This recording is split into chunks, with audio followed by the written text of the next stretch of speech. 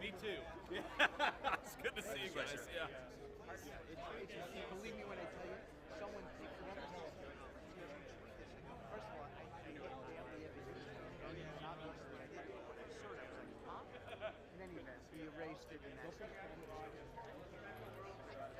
much ado about nothing. All right, buddy. I'll see you later. Sorry, your name's Carol Lee. Okay, yeah. Sorry for standing on the next to you. You're supposed to be seat fillers and then. Hey, you know what? No, I'm the other John. You're the other John. You're the main John? Okay. How are Nice you? to meet you. I'm Grace. One of the presidents. All right, great. Great. Hi, Marie. Hi, Marie. It's nice to meet you. Like, Yeah, officially. Nice to meet you. Yeah. Yeah, I know, like, passing and Yeah. like crazy.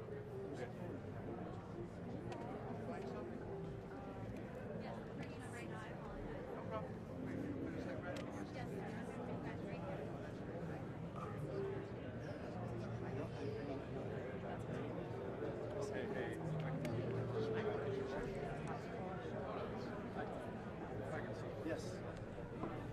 He hands a lot.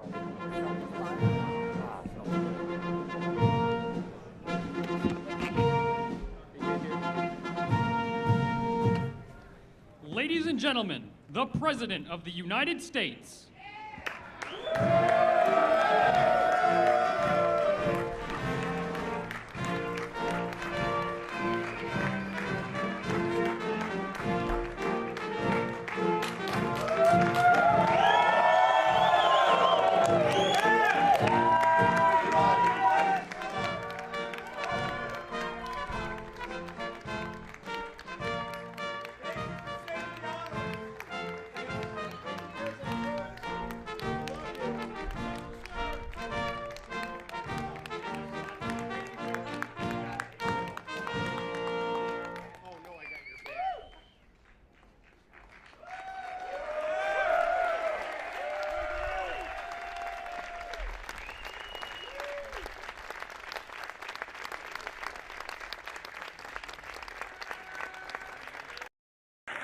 Thank you very much. Thank you. Nice crowd. What a good-looking group of people. Well, we have some very, very good news today, and a lot of good things are happening for our country. Please sit down. My fellow Americans, this is Liberation Day, waiting for a long time. April 2nd, 2025 will forever be remembered as the day American industry was reborn, the day America's destiny was reclaimed, and the day that we began to make America wealthy again. We're going to make it wealthy, good and wealthy. For decades, our country has been looted, pillaged, raped, and plundered by nations near and far, both friend and foe alike. American steel workers, auto workers, farmers, and skilled craftsmen, we have a lot of them here with us today.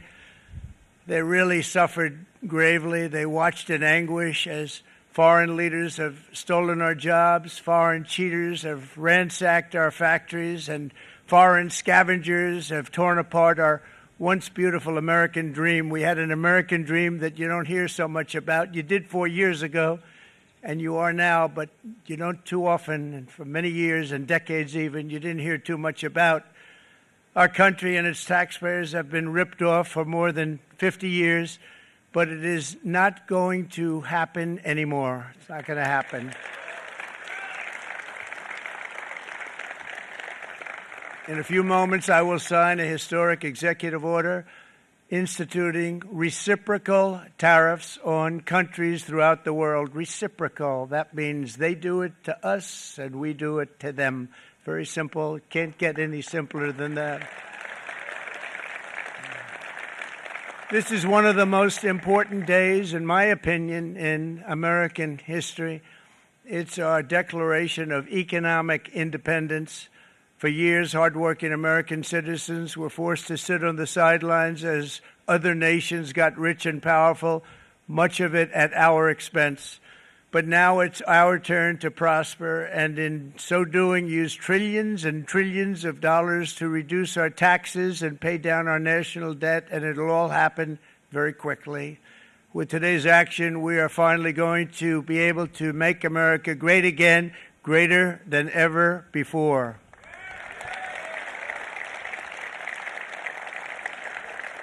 Jobs and factories will come roaring back into our country, and you see it happening already. We will supercharge our domestic industrial base. We will pry open foreign markets and break down foreign trade barriers.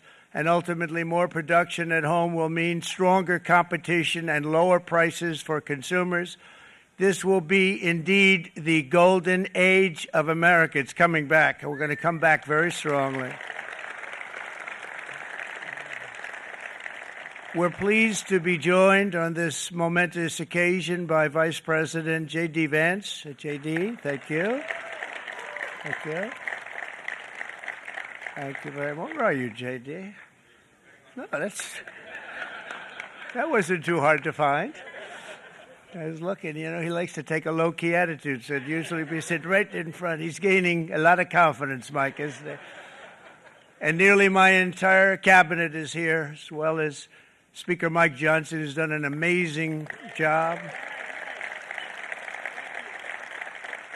And with the great success we had last night in Florida, we have a majority of 7. And 7's like a lot when we had it at 1, right? You've done a fantastic job. And many of the members of the House and Senate are with us. Senators, congressmen, thank you all for being with us. We appreciate it. For decades, the United States slashed our trade barriers on other countries, while those nations placed massive tariffs on our products and created outrageous non-monetary barriers to decimate our industries. And in many cases, the non-monetary barriers were worse than the monetary ones. They manipulated their currencies, subsidized their exports, stole our intellectual property, imposed exorbitant VAT taxes to disadvantage our products, adopted unfair rules and technical standards, and created filthy pollution havens. They were absolutely filthy, but they always came to us and they said, we're violating, we should pay for it.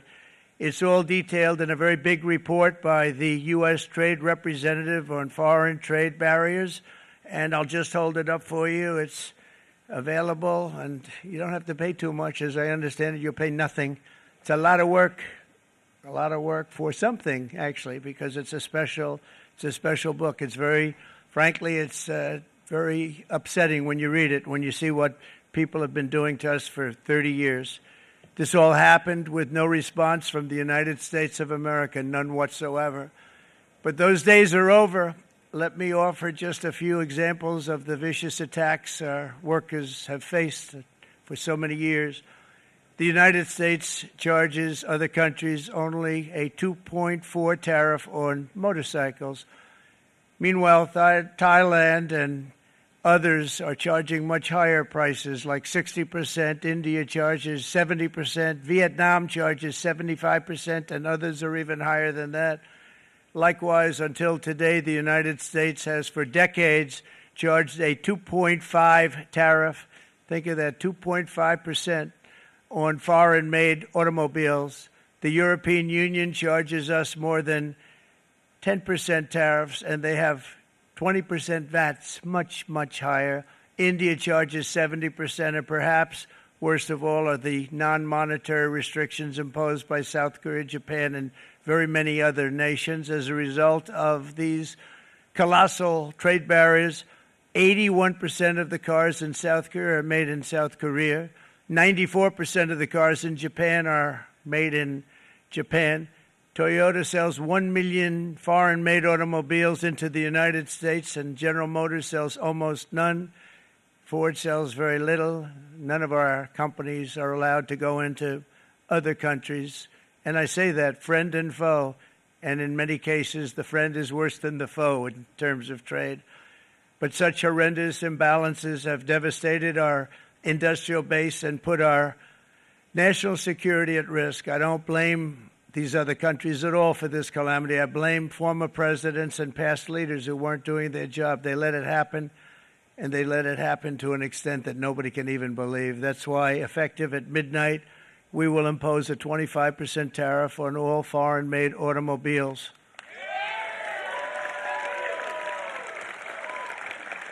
Thank you. Brian, I'd like to have you come up here for a second, okay? I just see him sitting. He's been a fan of ours, and he understands this business a lot better than the economists, a lot better than anybody. Brian, say a few words, please, would you? Thank you, Mr. Thank you. It's a great honor to have you. Thanks. Thank you, Mr. President. I grew up just north of Detroit, Michigan, in Macomb County, known as the home of the Reagan Democrats. My first vote for president was for Ronald Reagan. I thought that was going to be the best president I ever saw in my lifetime until Donald J. Trump came along. I have watched my entire life, I have watched plant after plant after plant in Detroit and in the metro Detroit area close. There are now plants sitting idle. There are now plants that are underutilized, and Donald Trump's policies are going to bring product back into those underutilized plants. There's going to be new investment. There's going to be new plants built. And the UAW members, and I brought 20 of them with me, they're sitting right over here. We support Donald Trump's policies on tariffs 100%. So, Mr. President, we can't thank you enough. And in 6 months or a year, we're going to begin to see the benefits. I can't wait to see what's happening 3 or 4 years down the road. Thank you, Mr. President. Thank you. What a great guy. He got it right from the beginning. He got it before almost anybody else. This group over there, they got it too. And, you know, we won the state of Michigan. We won almost all of them. But we won Michigan by a lot, and I want to just thank you all. The auto workers were fantastic. The Teamsters were fantastic. Everyone was pretty good, I will tell you. Thank you very much. I appreciate it. You're going to be very happy very soon, and you probably see what's happening with all of the, not only car companies, but car companies in particular. You see it with all of the ones they're moving, they're announcing day in, day out. You're seeing it. Nobody's ever seen anything like that. With today's actions, we're also standing up for our great farmers and ranchers who are brutalized by nations all over the world. Brutalized. Canada, by the way, imposes a 250 to 300% tariff on many of our dairy products. They do the first can of milk. They do the first little carton of milk at a very low price, but after that it gets bad, and then it gets up to 275, 300%. So when they're figuring what's Canada charging, they say, oh, about 2%, 3%. But take a look at what happens down the road. When you look a little bit, it's not a pretty picture, and we don't like it, and it's not fair. It's not fair to our farmers. It's not fair to our country. And with countries like Canada, you know, we subsidize a lot of countries and keep them going and keep them in business. In the case of Mexico, it's $300 billion a year. In the case of Canada, it's close to $200 billion a year. And I say, why are we doing this? Why are we doing this? I mean, at what point do we say you got to work for yourselves, and you got to? This is why we have the big deficits. This is why we have that amount of debt that's been placed on our heads over the last number of years, and we're really not taking it anymore. Through non-tariff barriers, the European Union bans imports of most American poultry. You understand? They say, we want to send you our cars, we want to send you everything, but we're not going to take anything that you have. Australia bans, and they're wonderful people and wonderful everything, but they ban American beef, yet we imported $3 billion of Australian beef from them just last year alone. They won't take any of our beef. They don't want it because they don't want it to affect their farmers. And you know what? I don't blame them, but we're doing the same thing right now, starting about midnight tonight, I would say. And China charges American rice farmers an overquota, it's called, a tariff rate of 65%. South Korea charges 50%. Actually, they charge different, from 50% to 513%. And Japan, our friend, charges us 700%. But that's because they don't want us selling rice and other thing. Who can blame them, Madam Secretary? Agriculture, great job you did on eggs, by the way. The egg prices came down 50%. He got them down 50%. Once we got involved, they were going through the sky. The egg prices, they were going through the sky, and you did a fantastic job. Now we have lots of eggs, and they're much cheaper down, about 59% now, and they're going down further. We charge 2.8% for so many things that other countries are charging 200%, 300%, and 400% for. If imposing tariffs and protective barriers made nations poor, then every country on earth would be racing to eliminate these policies, and China would be the first on line. They run a very strong country, but they're not first in line, and the American people are paying a very big price. From 1789 to 1913, we were a tariff-backed nation, and the United States was proportionately the wealthiest it has ever been. So wealthy, in fact, that in the 1880s, they established a commission to decide what they were going to do with the vast sums of money they were collecting. We were collecting so much money so fast, we didn't know what to do with it. Isn't that a nice problem to have? What do you think, Marco? Good problem? Marco would love that problem. But we don't have that problem anymore, but we're not going to have it very much longer, I will tell you. But they collected so much money, they actually formed a commission to determine what they were going to do with the money, who they were going to give it to, and how much. Then in 1913, for reasons unknown to mankind, they established the income tax so that citizens, rather than foreign countries, would start paying the money necessary to run our government. Then in 1929, it all came to a very abrupt end with the Great Depression, and it would have never happened if they had stayed with the tariff policy. It would have been a much different story. They tried to bring back tariffs to save our country, but it was gone. It was gone. It was too late. Nothing could have been done. It took years and years to get out of that depression, far longer than even FDR had that office right over there for a long period of time. The ramp system, that's rather intricate, was built because of him, and every time you walk up, you think of him, and he did a great job in many ways, but it lasted long beyond his terms, as you know. But it's not too late any longer, and we're going to start being smart, and we're going to start being very wealthy again. We're going to be wealthy as a country because they've taken so much of our wealth away from us. We're not going to let that happen. We truly can be very wealthy. We can be so much wealthier than any country. It's not even believable, but we're getting smart. Nearly a century later, in the face of unrelenting economic warfare, the United States can no longer continue with a policy of unilateral economic surrender. We cannot pay the deficits of Canada, Mexico, and so many other countries. We used to do it. We can't do it anymore. We take care of countries all over the world. We pay for their military. We pay for everything they have to pay, and then when you want to cut back a little bit, they get upset that you're not taking care of them any longer. But we have to take care of our people, and we're going to take care of our people first, and I'm sorry to say that.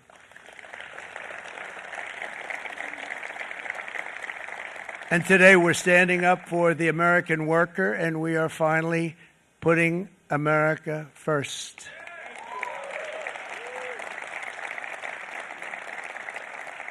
In Sleepy Joe Biden's last year in office, the United States hemorrhaged 100,000 manufacturing jobs, and the number was going through the roof at levels never seen before.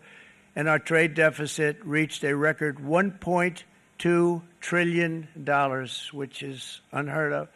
Since the beginning of NAFTA, the worst trade deal ever made, it was a horror show. I was able to terminate it. They all said you'd never be able to get it out. We had to get approval from Congress to get it terminated. We had to live with that deal. It was the worst trade deal ever made by far. But since the very beginning of NAFTA, our country lost 90,000 factories. Think of what that is, 90,000. Think about putting a map up and putting tax on it. You wouldn't have enough room. 90,000. I said, is that possible? We had it checked 4 different times, and it was actually somewhat higher than that. And 5 million manufacturing jobs were lost while racking up trade deficits of $19 trillion. That was the worst trade deal ever made. As a result of these gigantic losses, foreign nations now own $26 trillion more of American assets than the Americans own of their own foreign assets or other foreign assets. The United States can no longer produce enough antibiotics to treat our sick. We have a tremendous problem. We have to go to foreign countries to treat our sick. If anything ever happened from a war standpoint, we wouldn't be able to do it. We import virtually all of our computers, phones, televisions, and electronics. We used to dominate the field, and now we import it all from different countries. A single shipyard in China now produces more ships every year than all of the American shipyards combined. Think of that. And it was a business that we used to dominate. We used to dominate it totally. In short, chronic trade deficits are no longer merely an economic problem. They're a national emergency that threatens our security and our very way of life. It's a very great threat to our country. And for these reasons, starting tomorrow, the United States will implement reciprocal tariffs on other nations. It's been a long time since we even thought of that. We used to think about it a lot. We didn't think about it for many decades, and you see what's happened. For nations that treat us badly, we will calculate the combined rate of all their tariffs, non-monetary barriers, and other forms of cheating. And because we are being very kind, we're kind people, very kind. You're not so kind when you got ripped off with your salaries. My auto worker friends and my Teamster friends and all of the unions that typically voted Democrat, they're not voting Democrat anymore because worker, whether union or non-worker, they're for the Republicans now. That's what happened. But we will charge them approximately half of what they are and have been charging us. So the tariffs will be not a full reciprocal. I could have done that, yes, but it would have been tough for a lot of countries who didn't want to do that. I'd like to see the chart if you have it. Could you bring it up, Howard? This is our great Secretary of Commerce, Howard Lutnick. Thanks, Howard.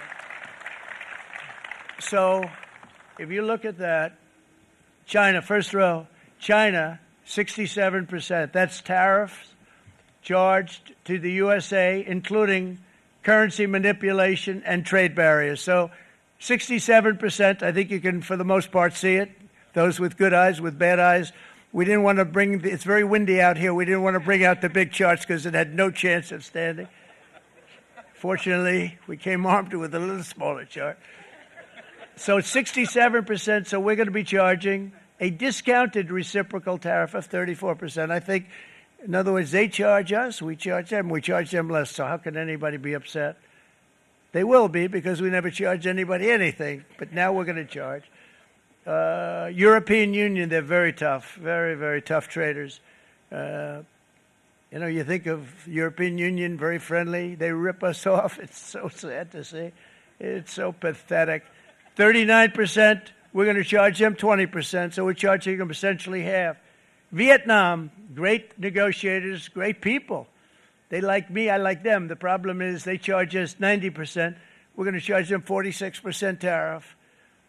Taiwan, where they took all of our computer chips and semiconductors. We used to be the king, right? We were everything. We had all of it.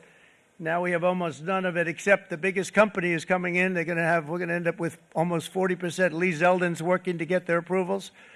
And it's an amazing company. Mr. Wei, of one of the great companies of the world, actually. They're coming in from Taiwan, and they're going to build one of the biggest plants in the world, maybe the biggest for that.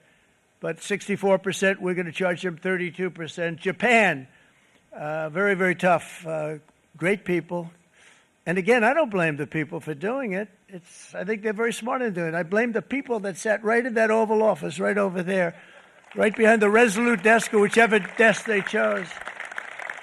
Japan, 46%. They would charge us 46%, and much higher for certain items like cars, little items like cars. 46%, we're charging them 24%. India, very, very tough, very, very tough. The Prime Minister just left. He's a great friend of mine, but I said, you're a friend of mine, but you're not treating us right. They charge us 52%. You have to understand, we charge them almost nothing for years and years and decades. And it was only 7 years ago when I came in, we started with China and charged them. We took in hundreds of billions of dollars from China in tariffs. And they understood, honestly. President Xi understood. He said, look, I understand, and the other countries, and they all understand. We're going to have to go through a little tough love, maybe, but they all understand. They're ripping us off, and they understood it. Prime Minister of Japan, Shinzo Abe. He was a fantastic man. He was unfortunately taken from us, assassination. But I went to him and I said, Shinzo, we have to do something. Trade is not fair. And he said, I know that. And he was a great gentleman. He was a fantastic man, but he understood immediately what I was talking about. I said, Shinzo, we have to do something. He said, I know that. And we worked out a deal, and it would have been a much better deal, but frankly, there were many years left on the deal that was made previous to my getting there, but it was something. If you look at Switzerland, 61% to 31%. Indonesia, Malaysia, Cambodia. Oh, look at Cambodia, 97%. We're going to bring it down to 49. They made a fortune with the United States of America. United Kingdom, 10%, and we'll go 10%. So we'll do the same thing. South Africa, 60%, 30%, and they've got some bad things going on in South Africa. You know, we're paying them billions of dollars, and we cut the funding because a lot of bad things are happening in South Africa. The fake news ought to be looking at it. They don't want to report it. Brazil, 10%, 10%. Bangladesh is 74%. So you see what's going on. Pakistan, 58%. Sri Lanka, 88%. So what we're doing is we're taking not the full, we could take the full 88%. Thanks a lot, Eric. He's doing a very good job. How's he doing, all right? I think you better take it with you. It's not going to last very long. He's going to put it, it's going to follow you down with the wind. I brought a hat just in case it got too windy, but here, would anybody like a hat? I'm not giving it to a cabinet. I'm giving it to the auto workers. Come here.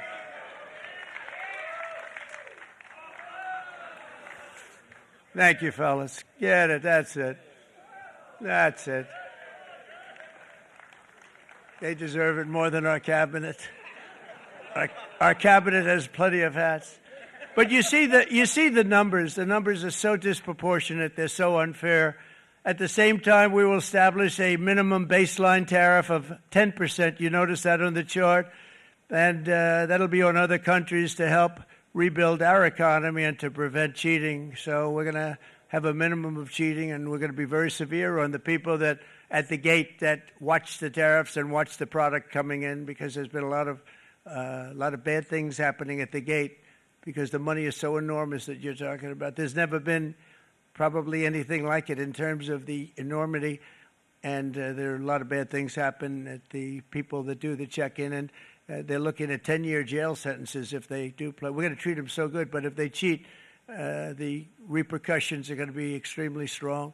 Foreign nations will finally be asked to pay for the privilege of access to our market, the biggest market in the world. We're right now the biggest market in the world. We had a great country 4 years ago in terms of the economics. We were doubling up on China. We were doing so well. Nobody was going to catch us, but so much of it slipped away over the last 4 years under Biden. I campaigned on this policy throughout last year, and today that promise was made, and it was also a promise, as you know, that was kept. Promises made, promises kept. To any company that objects to our common sense reciprocal tariffs, again, reciprocal, back and forth, back and forth. And I call this kind reciprocal. This is not full reciprocal. This is kind reciprocal. But what we do is we cut it in half. We charge them. My answer is very simple if they complain. If you want your tariff rate to be zero, then you build your product right here in America, because there is no tariff if you build your plant, your product in America. And we've seen companies coming in like we've never seen before. Likewise to all of the foreign presidents, prime ministers, kings, queens, ambassadors, and everyone else who will soon be calling to ask for exemptions from these tariffs. I say, terminate your own tariffs, drop your barriers, don't manipulate your currencies. They manipulate their currencies like nobody can even believe, which is a bad, bad thing and very devastating to us. and start buying tens of billions of dollars of American goods. Tariffs give our country protection against those that would do us economic harm. And many people were looking to do us economic harm. Maybe not so obviously, but they were doing tremendous economic harm. But even more importantly, they will give us growth. These tariffs are going to give us growth like you haven't seen before.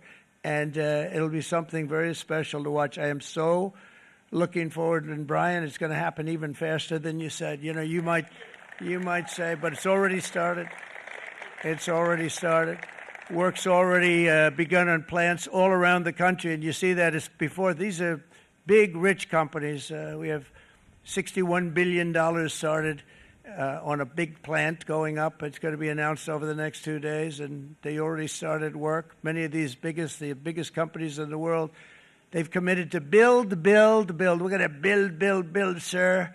And they came here to see me, and they wanted to know if they could have a press conference. I do as many as I can. I'm pretty busy trying to stop Russia and Ukraine and the Middle East. We got to stop that. We're going to stop the Houthis, which we're making tremendous. They like shooting ships down and out of the water, sinking ships. They get a kick out of it, but they're not getting such a kick out of it now, are they, Mr. Secretary? They're not getting such a kick out of that now. But here are just a short list of some of the companies that have already announced and committed to investment. And this is a company that built its factories and its plants in China. Apple is going to spend $500 billion. They never spent money like that here. They're going to build their plants here. SoftBank, OpenAI, and Oracle, great companies, are investing $500 billion almost immediately.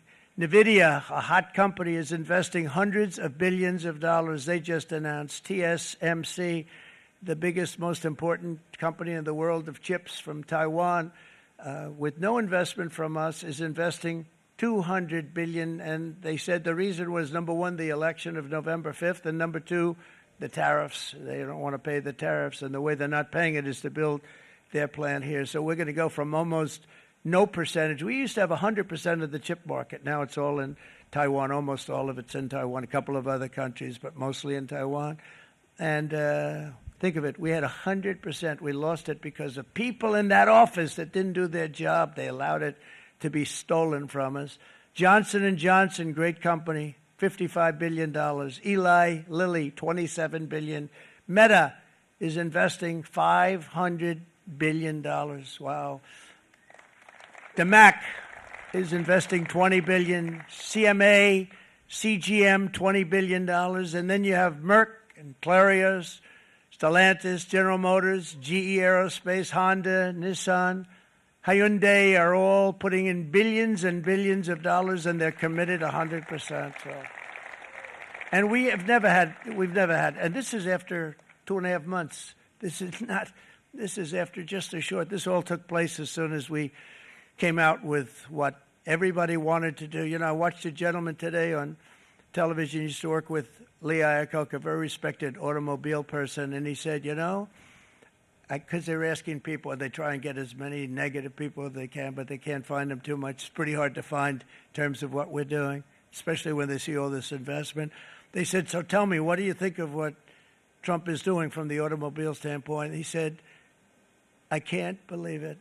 Somebody is finally, he's an older guy, real pro, really top guy, with Lee Iacocca. He said, I never thought I'd see the day when this would happen, where somebody had the courage to go and do what has to be done. This is transforming our nation. Our entire nation is going to be transformed, not only with the cars, but on every single other item that's built. We're going to become an industrial powerhouse. And he said that so beautifully today. In fact, I'm going to find out, I'm going to get a tape, and Bruce, I'm going to get that tape, and I'm going to send it to you out in Long Island, and you're going to play it for the people. And all your union workers and your non-union workers out there, you got a pretty even split.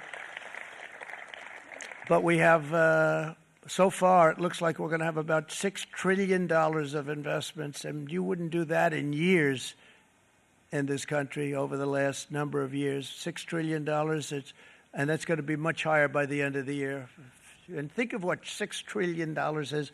You wouldn't have even a small percentage of that under this other system. We're going to be an entirely different country, and it's going to be fantastic for the workers. It's going to be fantastic for everyone. There will never have been a transformation of a country like the transformation that's already happening in the United States of America. It's an incredible thing to watch, and it's incredible to meet with the top people, people that you read about, very wealthy people, or people that are great managers and executives and presidents of big public companies, and to watch the enthusiasm they have now that they didn't have. They gave up on our country. They went to foreign countries and they built.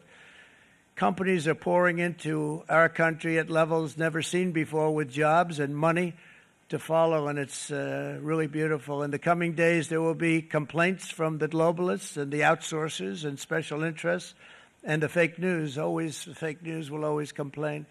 But never forget, every prediction our opponents made about trade for the last 30 years has been proven totally wrong. They were wrong about NAFTA. They were wrong about China. They were wrong about the Trans-Pacific Partnership, which would have been a disaster if I didn't terminate it. If I didn't terminate that, United Auto Workers, you would have had no jobs in this country. You would have had no jobs. It was all going to other countries. In my first term, they said tariffs would crash the economy. Instead, we built the greatest economy in the history of the world. And again, I have great respect for President Xi of China, great respect for China, but they were taking tremendous advantage of us, and I commend them for that. I say, hey, if you can get away with it, that's okay.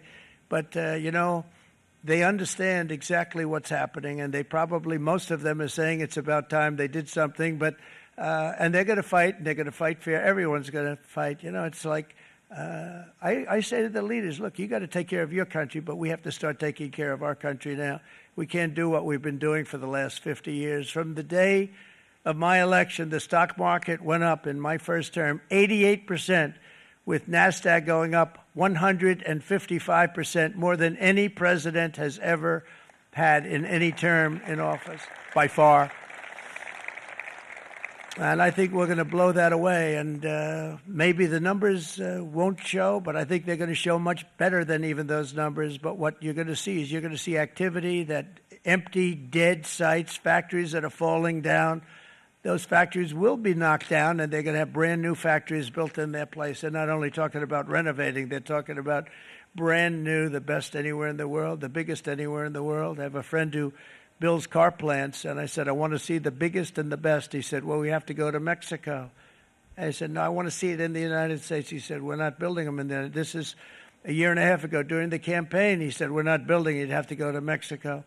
When I was starting to decide to run, and I went to number one in the polls very rapidly, I want to say, like, let's say in the first hour.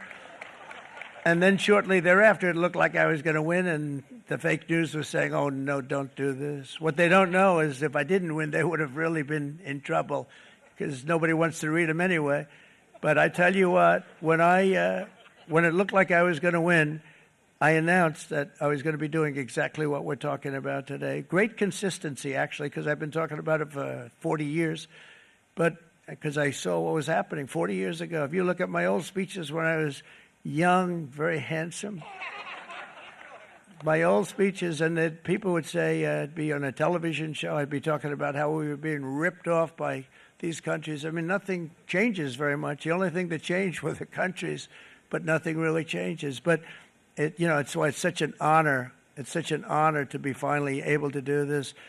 If you look at China, I took in hundreds of billions of dollars in my term, hundreds of billions. They never paid 10 cents to any other president, and yet they paid hundreds of billions, so much so that Biden couldn't do anything. They wanted to try and terminate it because he had a very special relationship with China.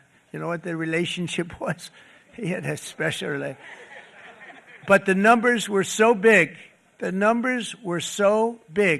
that they couldn't do it. So they did ease it up. They did things that they shouldn't have done. They made it a lot more comfortable for them, but they couldn't do it because the numbers were hundreds of billions of dollars, and I did that. And we were on our way to doing something like incredible. And then we had a very bad election happen, a very bad election. A lot of bad things happened. So when I said we got to do it again, I said we have to make it too big to rig. And we made it too big to rig, and we won in records, and it was a monumental win. And it was such an honor to see so many of you, like Brian and your friends, here with us to celebrate and to, more importantly, celebrate what we're doing, because that wouldn't be a full celebration if we didn't do this, because this will be an entirely different country in a short period of time. It'll be something the whole world will be talking about it. The critics made the very tired predictions earlier this year, but in February, core inflation dropped to the lowest rate in 4 years. And the price of eggs, as you know, just in a month and a half, we were there for 4 weeks. And the first week, I got blamed for eggs. I said, I just got here. They said eggs have gone up at like 250%, and you can't get eggs. And they were going crazy. And I said, I just got here. And then we got to work on eggs, and we got to work on everything. And our great Secretary of Agriculture, you did a fantastic job. Brooke Rollins, she did a fantastic job. And as I said before, the price of eggs dropped now 59%, and they're going down more, and the availability is fantastic. They were saying that for Easter, please don't use eggs. Could you use plastic eggs? I said, we don't want to do that. We want to, and you really came through. It's an amazing job. Thank you very much, Brooke. You did great. But likewise, an old-fashioned term that we use, groceries. I used it in the campaign. It's such an old-fashioned term, but a beautiful term, groceries. It sort of says a bag with different things in it.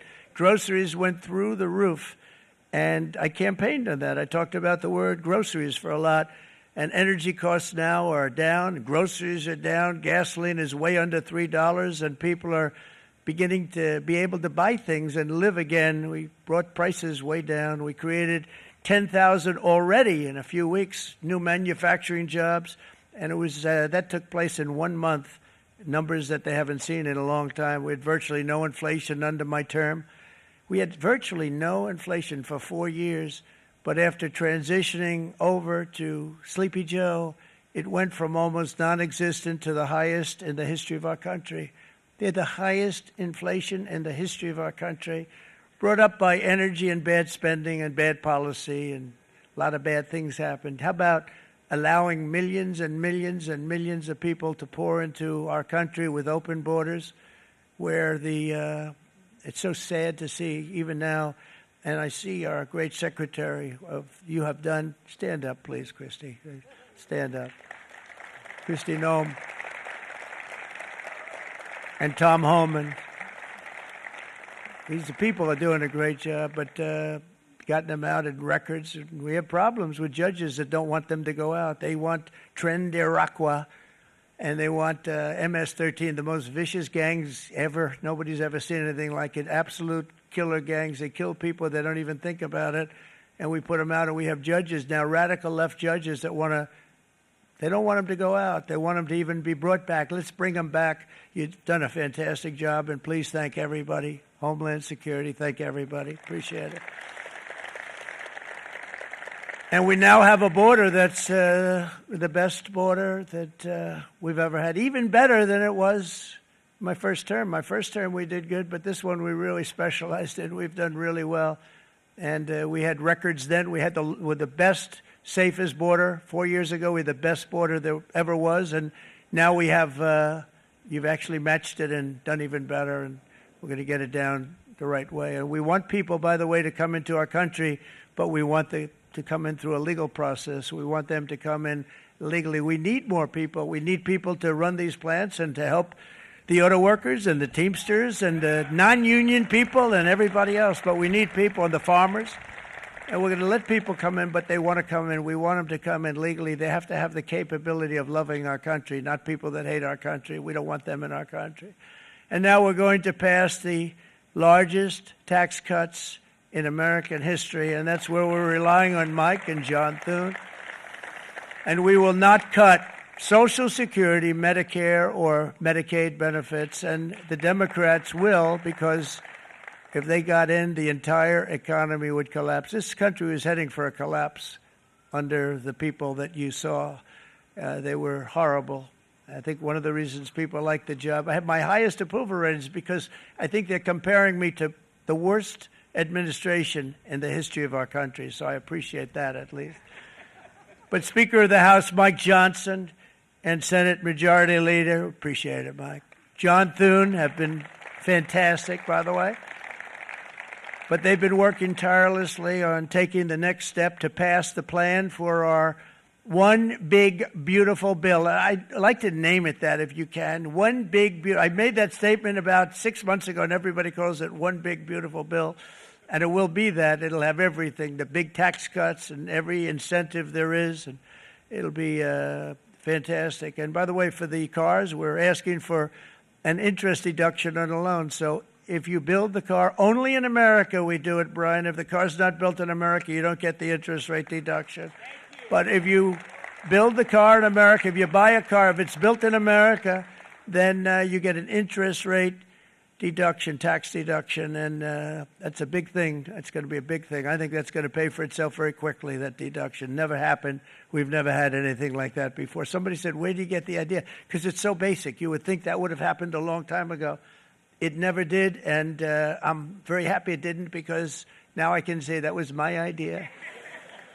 But we're going to get us closer to the debt extension. We have to get the debt extension passed, and I know you're going to be able to do that, Mike, and it's very important that you do that. And all of the other things that the Senate budget plan gives us, along with working, because I know they're working together, John and Mike, and the two bills are going very well together. We need to get our shared priorities done, including certain permanent tax cuts. We want the tax cuts to be permanent, spending cuts, energy and historic investments in defense, border, and so much more. We're covering everything. These will be phenomenal. There'll be no bill like this going to straighten. One bill is going to straighten out our country for many, many years to come. And we said, let's just do it and let's get it done. And some guys will love it and some guys will like it a little bit less because they're not getting what they were exactly looking for, but they're getting a lot. They'll never, if we get this done, it'll be the most incredible bill ever passed in the history of our Congress and Senate and congressmen, the senators and the congressmen, many of whom are here today, will be very proud of themselves. I really believe that. It's going to set us on a whole new prosperous path. We're going to cut spending and right-size the budget back to where it should be. We're going to do that very strongly. Thank you, Rick. Thank you. John, thank you. Oh, look at all of our senators over there. Oh, boy. That's a nice group of people. But I won't like them so much if they don't get this bill done. That's a great group. And Congressman, thank you very much. I appreciate it. Tremendous people. The Senate plan is my complete and total support, and the House plan likewise is very similar. They're moving along pretty much at the same clip, and as soon as you're ready, you'll show it to me, and I'm sure it'll have my support, Mike. Every Republican congressman and senator must unify. We have to unify. We can't be separated. We have to get it done. We have to get absolutely everything we can, and we have to take care of the American people. That's the only thing that matters. We have to take care of the American people first. We need to pass this bill immediately, get it done, including debt extension. From this day on, we're not going to let anyone tell us that American workers and families cannot have the future that they deserve. We're going to produce the cars and ships, chips, airplanes, minerals, and medicines that we need right here in America. The pharmaceutical companies are going to become roaring back. They're coming roaring back.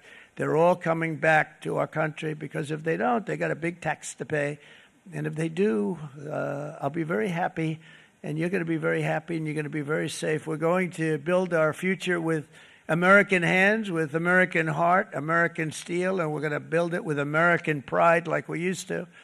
We're approaching our 100th day as president and have been given credit by a lot of people, actually, even some of the fake news. Can you believe it?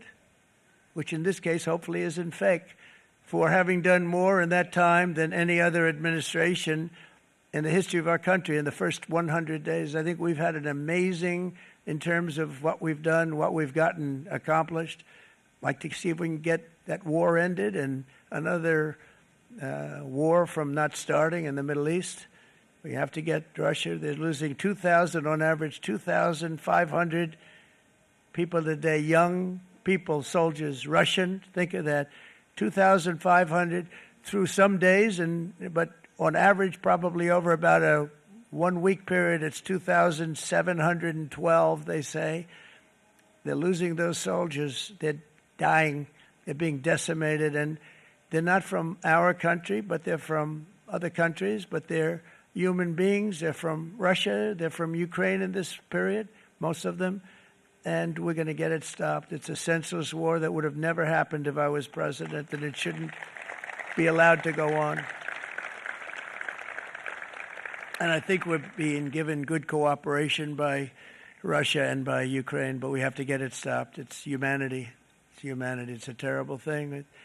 This will be a very big moment. I think you're going to remember today. It's going to be a free nation that we're dealing with. We're going to have a very free and beautiful nation. It's going to be Liberation Day in America, and it's going to be a day that hopefully you're going to look back in years to come and you're going to say, you know, he was right. This has turned out to be one of the most important days in the history of our country. God bless you and God bless America. Thank you, everybody. Thank you very much. Thank you. Thank you very much.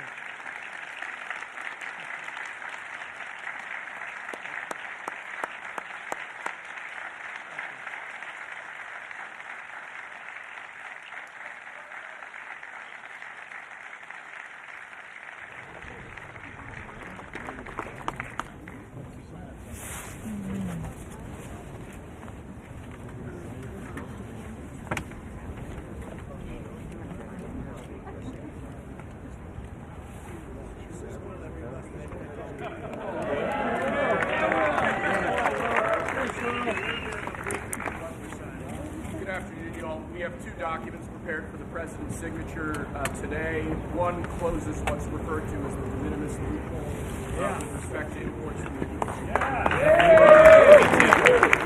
Not even Hail Mary. The other is the big one, is the reciprocal tariff executive order that the president just spoke about at length.